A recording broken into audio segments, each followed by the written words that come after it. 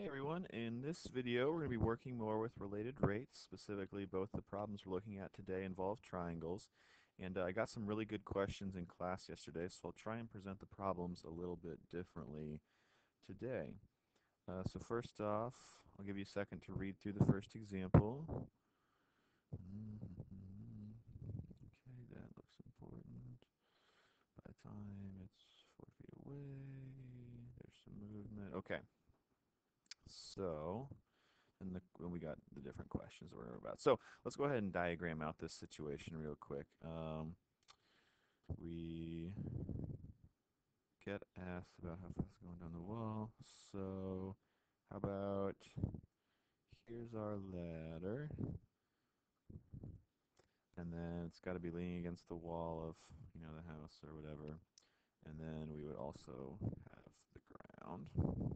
So that makes whoops shoot. So that makes our triangle, and then if we were to label some quantities, the height of the ladder up against the wall will probably be interesting. The horizontal displacement from the wall will probably be interesting because it mentions that over here. And then if you want, if you don't like collecting all the information right away, you could say, well, the height of the ladder is, some variable too. Okay.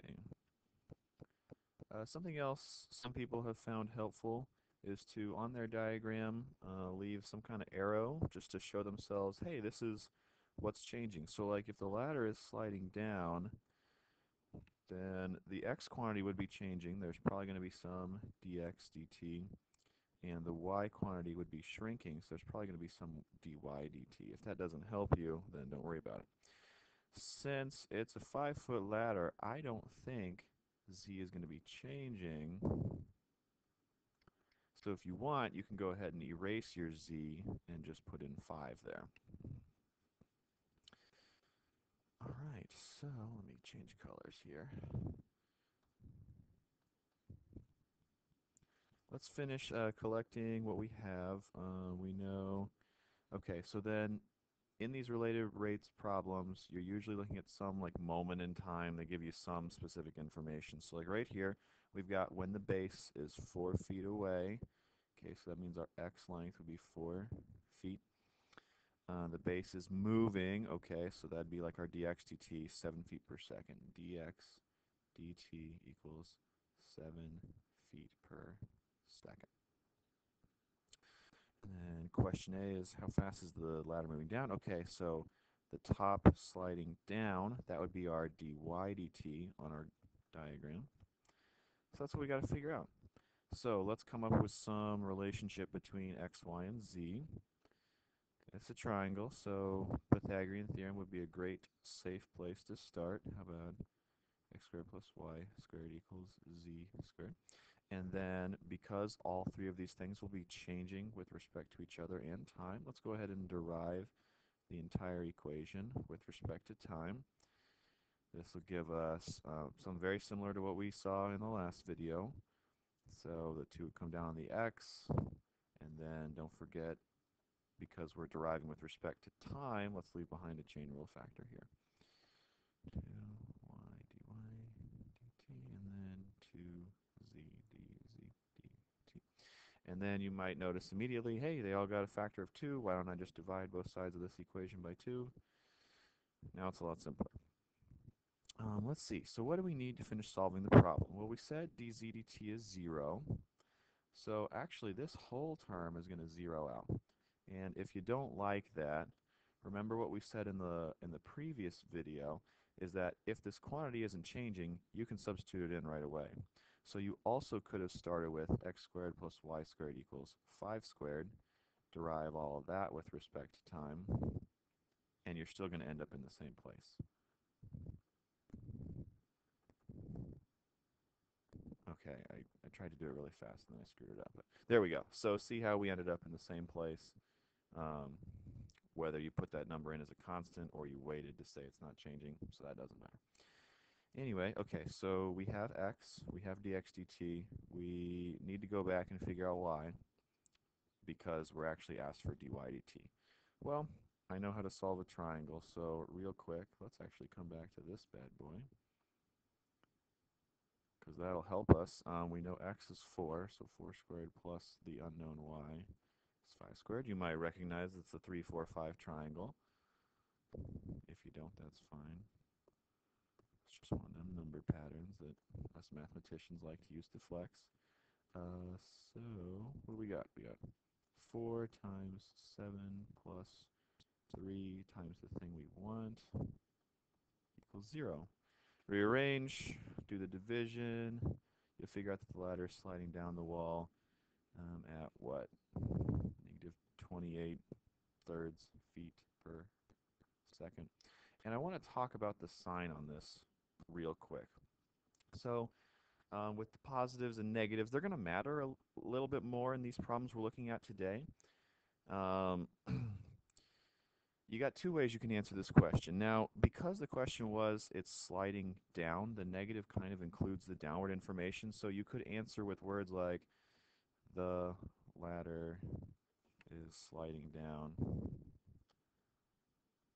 at a rate of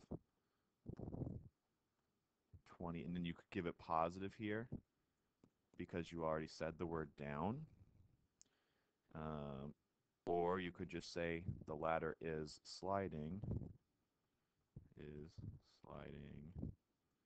and then at the rate of, and then you could give me the negative 28 thirds as well. So either way is going to be fine with me. Or the original numerical answer here is going to be fine because, again, the negative includes the going down part.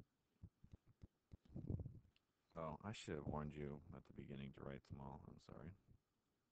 Okay, so I'm going to clear this off just to give myself some more space here.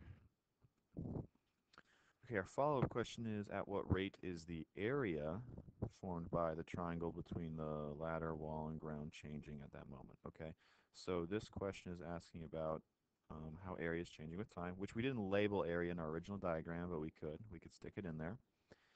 And so we need to come up with an equation. Nice thing, it's a right triangle, so you're probably thinking it. The area is normally 1/2 base times height.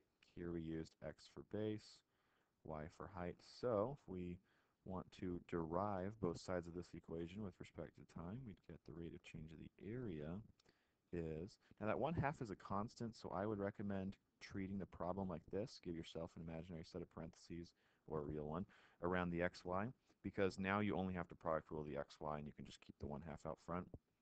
But yes, since each of these variables are individually functions of time, you do have to product rule this. If that bugs you again, so a way to write that out would be, really, you have x of t times y of t, and then you have that 1/2 out front as well. So that's why you have to product rule here. So let's see. df g plus f dg.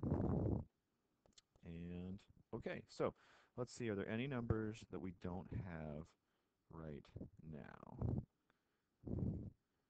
We have 1/2. Yay.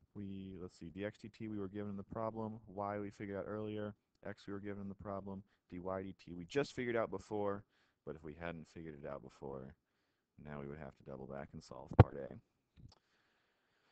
That's the worst kind of problem, where you have to solve other problems that you aren't actually asked about to get there. But hey, we don't have to do that on this one. So 1/2. What was dx/dt? It was 4, right? Moment 4. There we go.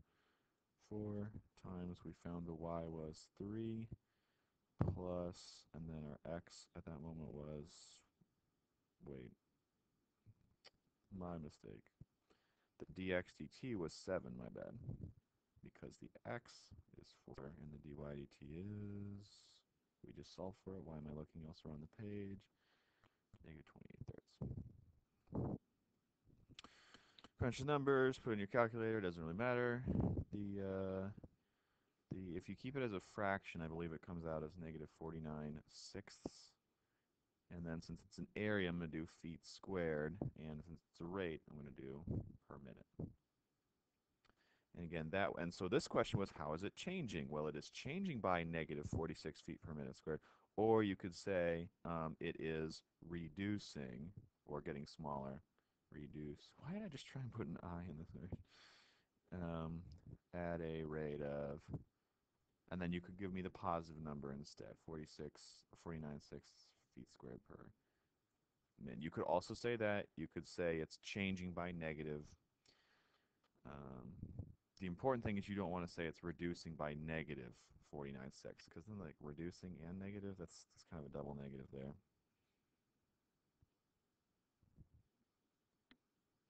Okay, last thing on this problem anyway.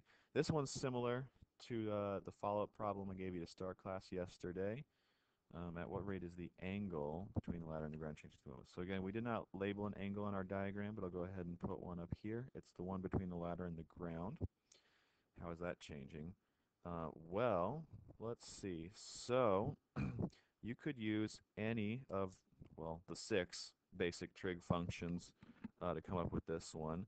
I liked the idea that some of you had in class yesterday to use one that involves the constant. That way you have fewer derivatives to worry about. So why don't we work with, I don't know, sine? How's sine sound? Because then it's opposite hypotenuse, and we've already got, ooh, no, let's do cosine, because then fewer fractions, right? Okay, so how about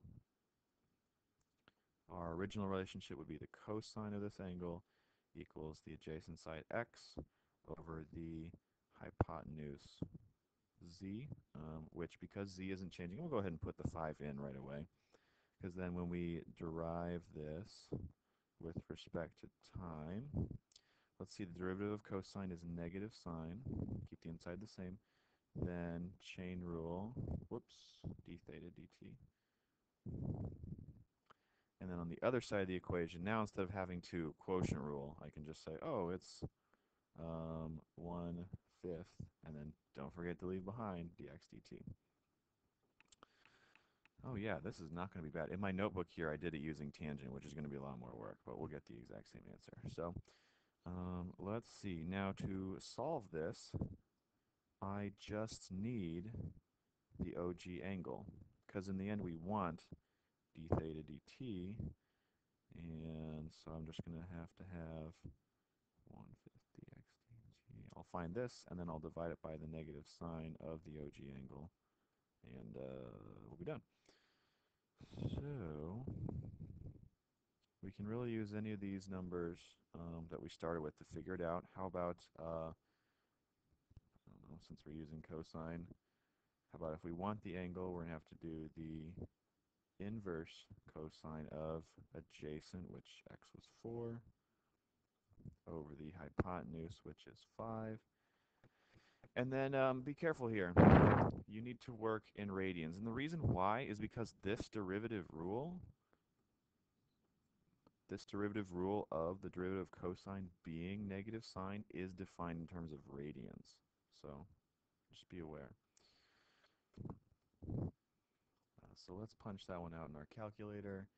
And I'm coming up with 64350. And then I'm just carrying like more digits than normal here. And that's just because I'm going to reuse the number somewhere else. And I want my final answer to be correct at 3 decimal places. So anytime I'm carrying a number that I'm going to reuse somewhere else, I'm going to carry some extra digits. Of course, in your calculator, that's a lot easier than when we're writing it down.